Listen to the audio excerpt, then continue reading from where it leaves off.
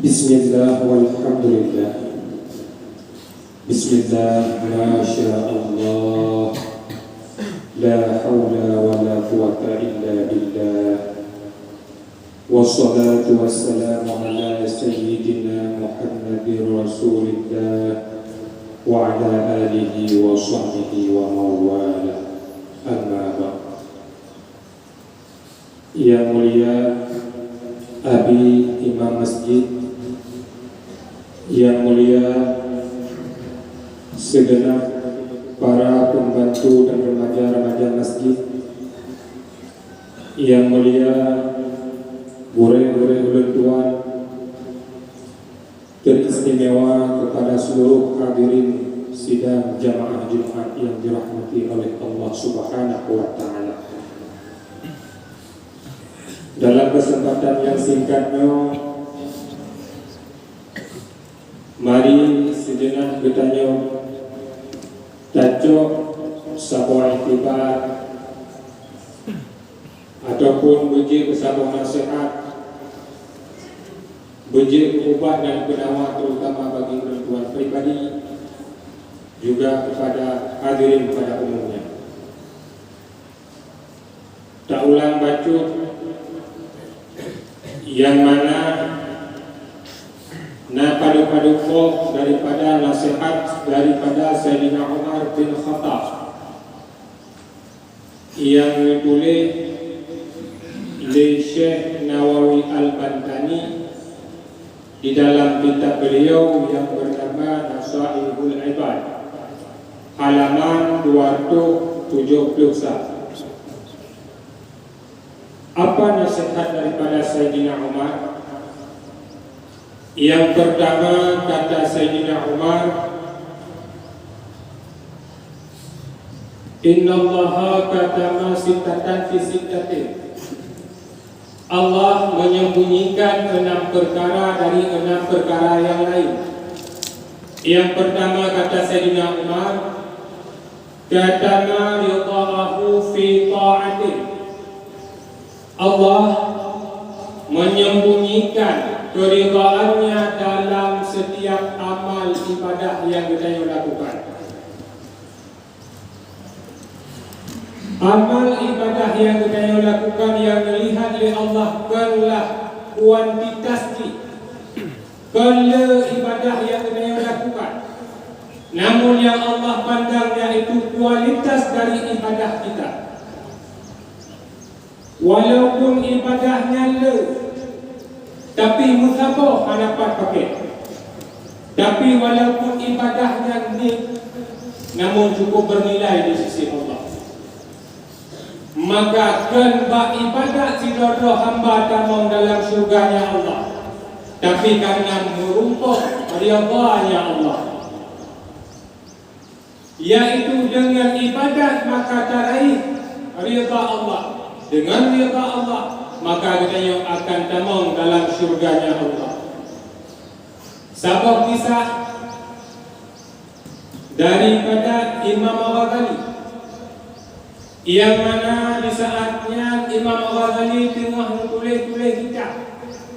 Dalam penulisan kitab tersebut tiba-tiba teruslah seekor lalat. Wate terus seekor lalatnya, Imam Ghazali nak paruh lalatnya, tapi wate kalan le Imam Ghazali bahawa lalatnya cukup nak gerak. Maka Imam Ghazali biarkanlah lalatnya untuk dijit tinta Imam Ghazali. Wate lihat lalatnya dijit tinta Imam Ghazali, kemudian lalat tersebut pun pergi meninggalkan Imam Ghazali sendirian. Wate kalalatnya di Mina, kemudian Imam Ghazali pun melanjutkan penulisan kitabnya. Tengah-tengah menulis kitab, tiba-tiba Imam Ghazali turun. Lampunya itu seakan-akan mahsyar akan hamparkan oleh Allah. Mizan telah Allah tegakkan. Tiba-tiba teruslah wate Imam Ghazali hisab. Rupanya Imam Ghazali terbebas dari hisab dan dipersilahkan masuk ke dalam syurga. Dalam perjalanan Imam Ghazali menjak damang dalam syurga, tiba-tiba terdengarlah suara, "Wahai Ghazali, Apa yang menyebabkan engkau masuk syurga? Kemudian Imam Al-Ghazali menjawab, ya Allah, yang menyebabkan long tamang syurga karena le kitab yang kali ulun tulis, le ilmu yang kali ulun tuan sampaikan, le murid yang telah saya ajarkan. Kemudian terdengar lagi suara, wahai Al-Ghazali, yang menyebabkan engkau masuk syurga bukan karena banyak kitab yang telah engkau tulis, bukan karena banyaknya ilmu yang telah engkau sampaikan, bukan karena banyaknya murid yang telah engkau ajarkan, tapi yang membuat kata tamang syurga ni bahawanya karena kata-kata pemulia sebuah makhluk daripada ciptaan ulun tuan, iaitu seekor lalat. Lalat menyebab pandangan manusia itu adalah binatang yang menjijikkan, hana arti. Tapi karena kata dan pemulia lalat tanpa dikalian oleh orang lain, maka orangnya kata pun mempersilakan tamu dalam syurga lo, hana dikalian oleh orang yang lain. Berbuat baik dengan seekor lalat menghadirkan ridhanya Allah. Dengan ridha Allah, maka katanya pantas dimasukkan ke dalam syurganya. Ngan lalat yang tua. Apalagi kebaikan yang katanya lakukannya dengan keluarga, sanak famili. Ngan lalat bisa menghadirkan ridhanya Allah. Apalagi kebaikan yang katanya lakukannya sesama manusia, mungkin nyo akan lebih mudah untuk dapatkan ridhanya Allah. Itu yang pertama. Allah menyembunyikan keridhaannya dalam setiap ketaatan hamba. Kemudian nasihat dari Sayyidina Umar yang kedua. Sayyidina Umar berkata, "Katama ghadabahu fi ma'siyatih." Allah menyembunyikan kemurkaannya di setiap maksiat yang kita lakukan. Maksiat yang dapat menghadirkan murka Allah anak suatu. Maka karena hanya tempat hidup murka Allah, maka katanya senantiasa berlomba-lomba untuk menjauhkan larangannya. Pernah mencerita oleh Rasulullah sebuah kisah sidra urang ina tamang dalam neraka waktu gara sebuah minyak utrai taku lewinangan dicok mie kurung lihat di kurung hana dipiumpur. Kemudian mianyan pun mati dalam kelaparan. Maka karena zalim kepada seekor kucing, maka wanita tersebut pun mendapatkan murkanya Allah. Dengan murka Allah, wanita tersebut pun dimasukkan ke dalam neraka. Na'udzubillah summa na'udzubillah. Dengan mian. Apalagi zalimnya dengan sesama manusia. Mungkin nyo akan lebih mudahlah untuk kita mendapatkan murkanya Allah. Contoh tak pegang, kadang kita bingkeng tu. Malam mesti gejak sembahyang masjid. Ya sembahyang Isya. Kebetulan tu bak gejak ibaratnya roh menghidam kotoran lumur. Nyan wadah gigitham lumonya. Ada mending punya gaknyan leh hati geda kepingan orang lain pakai bero githam dah. Tapi punya orang kuat hati nyan gatrek dari dalam kupon ini kupret tho githam dah. Geda dalam kupon ini mai githam dia orang tua kadua. Ijak dalam orang kedai kadai. Pah tujuh kita biar berkhun ban tujuh di bangai kendung ada. Yang menyobok hati. Padahal yang zalim lagi ada pelaku kadang ingin mendapatkan murka Allah. Tak maulah murka bagi. Tapi dengan dadang menghadapi ingat orang lain. Dengan gara-gara kebaikan walaupun kecil kebaikan tersebut, tapi bernilai di sisi Allah. Merupakan ridha Allah. Tak mau dalam syurga. Tahu untuk.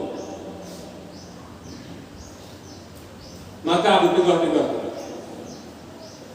Yang kedua, Allah nukham, putra yang nukham murka dalam maksiat hamba. Kemudian yang ketiga, wa katama awliya'ahu bainan nas. Allah nukham awliya dari banyaknya manusia. Yang teraulia Allah hana saduri. Maka wate hana saduri teraulia Allah. Baiklah sagai-sagai kita nyota pandang kau dengan pandangan yang hina. Baik sagai-sagai wate takalan kau dengan takalan yang merendahkan. Karena walaupun yang takalan lekanya dia hina, dia rendah, tapi kadang di sisi Allah dialah yang paling mulia kedudukannya. Maka berdua juga. Nyo sebuah kisah di zaman Nabi Musa. Tiga pemuda yang pergi wate urut malam dijak bak tempat pelacuran. Ura dijak bak tempat mabuk-mabukan. Begitu pemudanya mati, maka jicoklah le urang kampung no dia tik lang kubangbu. Tiba-tiba Allah menegur Nabi Musa, "Hai Musa, tajak dia kampung bulan tajok hamba no dia ina." Kemudian Nabi Musa dijak. Tu kampungnya ditanyanglah ke masyarakat ina. Bulan ben kulen ha. Dipegah oleh masyarakat. Kakak mau tik lang kubangbu. Pat kubangbuinya katanya Nabi Musa, ya lemak. Gecoklah jenazah pemudanya oleh Nabi Musa. Kemudian ke mana? Ke mana ke kapal. Sampai tanam kemudian memakamkan. Tahulah masyarakat katanya. Sehingga katanya umat Nabi Musa, "Hai Musa, pemudanya buat malam yang mutina. Ngan mata kamu kala. Urau yang mabuk-mabukan." Menjelaskanlah oleh Nabi Musa. Walaupun takalan dia kata pemudanya wate malam ijak bak tempat pelacuran, tapi ketahuilah dia bukan untuk berzina, melainkan ijak bak tempat pelacuran ia borong benar pelacur. Kemudian jika gata pelayang lo malamnya, cok pintu mendu, baik terima oleh agama lain. Kemudian idaknya ditubi. Kemudian bermunajat kepada Allah, "Ya Allah, malamnya long ka mampu long larang mereka untuk berbuat zina. Tapi malam zina malam bintang ya Allah." Kemudian pemuda tersebut pun pergi. Allah menjelaskanlah Nabi Musa, memang yang katakan pemudanya ijak bak tempat mabuk membuka, tapi kalian je minuman mabuk. Melainkan ia borong ubina minuman mabuk. Kemudian iba ke depan bilik laut, jipok jikik dalam laut. Seraya dia bermunajat kepada Allah, "Ya Allah, urangnya long kan mampu long hindarkan mereka untuk melakukan mabuk-mabukan. Tapi tengah dalam pintai Allah." Dengan penjelasan Nabi Musa pun, maka masyarakat wadanya tahu. Maka dengan kisahnya je tajok intisari bahwasanya baik tagai-tagai dia duduk bob yang kerengker. Baik mentang-mentang kata-kata tengokkannya laju yang muda. Nyan kisah hanya sidra pemuda. Nampak orang kata-kata orang mata katanya dia adalah ahli maksiat. Tapi kita tidak tahu apa yang ada dalam hatinya. Mata sering kali berbohong. Nyo yang harus tak boleh dalam hati. Tapi dah pegang tentang ilmu tasawuf guna. Maka ada malaikat juga, malaikat tauhid. Tapi menyohana iringi dengan ilmu tasawuf, sia-sia amal yang kubur. Ate dulu dia dulu. Tak kala pak kecil dengan Honda baru dan kat kaki copeng kampung. Padahal buktikan tak ada uragam, kada duduk lah jatrong Medina. Ditanya langsung dah duduk di Medina. Kadang si lemper ni tamang, tak ada kuat. Bahkan ada dulu.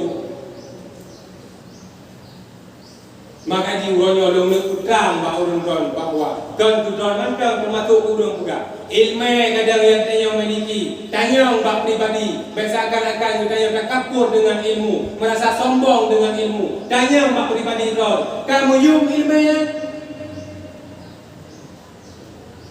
Munyo hana muyum dalam ilmunya di sisi Allah, pakai cimbong tak. Tak akan munyo hana icung dia dah, hana kolak balik, hana mangah.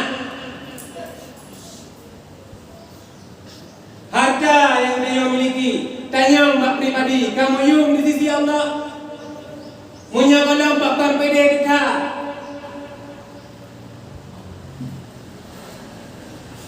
Nyo yang harus tak perbaiki. Ate itu boleh.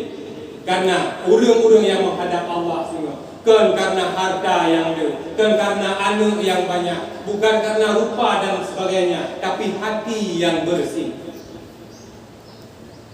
Maka pulih hati dengan cara hadirkan diri dalam majlis-majlis ta'lim. Long sambung bacut karena nyo tengah-tengah viral bak media sosial. Nah, yang pegang tentang hadis man ra'a minkum mungkaran. Barang siapa yang melihat mungkar, fayuwayyirhu biyadi, maka cegahlah kemungkarannya itu dengan tangannya, maksud tangan kekuasaan. Pak ngisi na wewenang lam dapur, maka pada kadang kemungkaran roh wajib ngetam kemungkarannya dengan kekuasaan. Kemudian han mampu dengan kekuasaan karena kita nyokanlah roh dalam pemerintahan, maka tak kanan kemungkaran tak tamlah dengan lisan. Oh, hang pikir tam dengan lisan, takkan tupai itu tadi. Hana mengutan tupai itu tadi, punya makalah tam kemungkaran. Ada yang ia tu bungeh sesama manusia, bungeh Allah bah gitu. Yang itu dia. Padahal yang deknya dah cari keridhaan Allah, dia melupa ridha Allah, yang berada mencari ridha manusia. Menyogol ibu buat dia ham, yang baru salah dia. Kadang kena ini dalam masyarakat ya. Buat ke, ibu buat salah. Contoh orang ada buka Al-Quran di masjid, kagum di masjid. Nah yang tu, sok taat tak. Bahkan karena benci ke kurangnya, karena benci kurangnya buat ke salah. Al-Quran baca salah. Tapi munyok gaknya katunang kurangnya, buat bro itu buat berbu. Nah di orang korupsi itu. Wahai itu no, kaidah penjara, dukul lekanya karena nak kerap, kering di kupi. Kiban hai korupsi, memang mikta lagi ni na, makanya korupsi. Yang karena senang no, ada halah kubur, tidak kebela. Yang ini sila masyarakat. Tambunglah belah hadir no. Han mampu singgalikan, maka bencilah dengan hati. Nyobek tanda hukum hati. Karena lo kadang na yang salah dah hadisnya. Maka gupegah wadah datang kemungkarannya, gaya benci ke buat maksiat, ke kurang gaya benci. Ini cara ada benci ke kurang. Kaji ada benci ke kurang. Tanya kami, tanya pada orang. Kali dah. Iji pubungkar kadang ngai wengki. Tanya nak mungkar lah kadang nak mungkar juga. Iji dia cipala tanya, tak salah. Bunga kita ji mupat tu kau. Kita nyo bingkai ada. Dia iji bunga kita nyo. Maka ji yang dipegah kamu karino mara'a minkum mungkaran, menyo kata tagalan buat mungkar. Yang mingkumnya di ulama hadis cukup panjang kita. Tahu mentang yang kalian buat mungkar. Mesti ramai tak bawa mesti kita kata. Kita mentang yang kamu mungkar kata lepas. Tapi mutido hana yang ham, nyan maka mandung berlepas. Berarti kamu mungkarnya adalah fardu kifayah. Watai kadang yang nunggu Baru dia benci kepada orang kecuali mutulih dalam hadisnya man ra'a minkum munkiran. Nyan baru orang. Nya mungkaran berarti kematian anda. Watai kita nyo bengeh di kebun matian ji kan kurang ji, maka kita nyo manteng siap untuk tarangkul. Nyo kejadian dalam masyarakat kan merangkul tapi mengejek. Kan mengajak tapi menginjak. Nyo yang bahaya. Bahkan kejadian lagi seakan-akan kita nyo kata ada kunci surga kena pajaro. Maka jika pandang orang yang matinya rendah, takkan kita nyo ahli surga, dia ahli neraka. Kan mana? Anak gium dah Nabi. Maka wadah takala orang yang kapalah orang buat mungkar, dekati dia, nasihati dia. Oh, ipate alhamdulillah. Ipate berarti kita nyo tak selesai. Kala dengan hadisnya. Maka yang ketiga, dah ulang-ulang, nasihat daripada Sayyidina Umar. Allah nusau awliya dalam kalangan banyak manusia. Kemudian yang kedua, wa katama lailatul qadri fi syahri Ramadan. Allah nusau malam Lailatul Qadar dalam bulan Ramadan. Pada hidup malam Lailatul Qadar hana terlupa. Walaupun kedai Imam Al-Ghazali nak juga rumus punya malamnya, punya orangnya puasa berarti malamnya Lailatul Qadar. Yang sekedar rumus dari Imam Al-Ghazali bakal dipegang laginya karena lamudai beliau yang merumpak malam Lailatul Qadar guna. Tapi dalam umum manusia, umum ulama itu kan, malam Lailatul Qadar boleh jadi bak malam pun. Maka karena hanya tepat pada malam Lailatul Qadar, maka dari malam pun hingga malam ke-9 daripada tarawih bedanya pun harus usahakan dan berusaha untuk beribadat kepada Allah Subhanahu wa taala. Itu yang keempat. Yang kelima, wa katama salatul wusta fi salawat. Allah nusuk solat wusta dalam solat 5 waktu. Kumana solat wusta kunci syurga. Dalam sembahyang yang 5 waktunya na kunci syurga yang nusuk oleh Allah. Nah yang pegang sembahyang luhur, nah yang pegang sembahyang akad, yang jelas dalam 5 waktunya na nusuk kunci syurga. Yang terakhir wakatama mauta fil umuri. Allah nusuk kematian di setiap umur yang kami beri. Pajan kita yang mati hanya terbijan. Maka karena hanya mujan mati, senantiasa kita nak kesalahan terus bertaubat, mohon ampun kepada Allah. Hendaknya tinggal kita menjadi hamba-hamba yang betul-betul menjadi hamba yang hakiki, hamba yang berbakti kepada Allah dan menjadi hamba penghuni syurga kelak. Nambah nasihatnya mudah-mudahan berjadilah kumpulan bagi tuan pribadi dan menjadi penawar kepada hadirin sidang jamaah Jumat yang dirahmati oleh Allah Subhanahu wa taala. Lebih dan kurang oleh tuan jemaah, jino kita yang dalam pembacaan rukun-rukun al-khutbah, tunggu simak punya masalah tunggu. Alhamdulillahi rabbil alamin.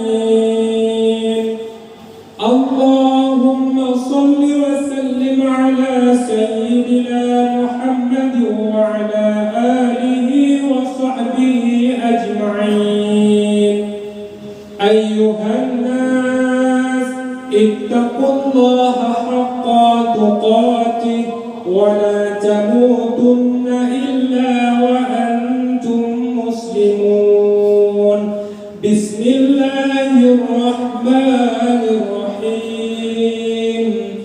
Qul huwallahu ahad, Allahus samad, lam yalid wa lam yulad wa lam yakul lahu kufuwan ahad. Barakallahu li wa lakum fil Qur'anil azim wa nafa'ani wa iyyakum bima fihi min al-ayati was-zikril hakim wa taqabbala minni wa minkum tilawatahu innahu huwas samiul alim.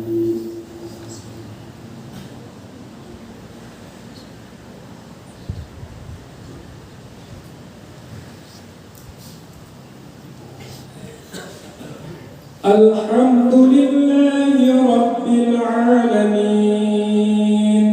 Allahumma salli wa sallim ala Sayyidina Muhammad wa ala alihi wa sahbihi ajma'in. Ayyuhan nas, ittaqullaha haqqa tuqatih wa la tamutunna illa wa antum muslimun. Bismillahirrahmanirrahim. Qul huwallahu ahad, Allahus samad, lam yalid wa lam yulad wa lam yakul lahu kufuwan ahad. Allahumma ighfir lil muslimina wal muslimat wal mu'minina wal mu'minat al ahya'i minhum wal amwat wa tabi' bainana wa bainahum bil khairat. Rabbi ighfir warham wa anta khairur rahimin. Rabbana atina fid dunya hasanah wa fil akhirati hasanah wa qina azabannar. Wa la dzikrullahi akbar. Wallahu ya'lamu ma tasna'un.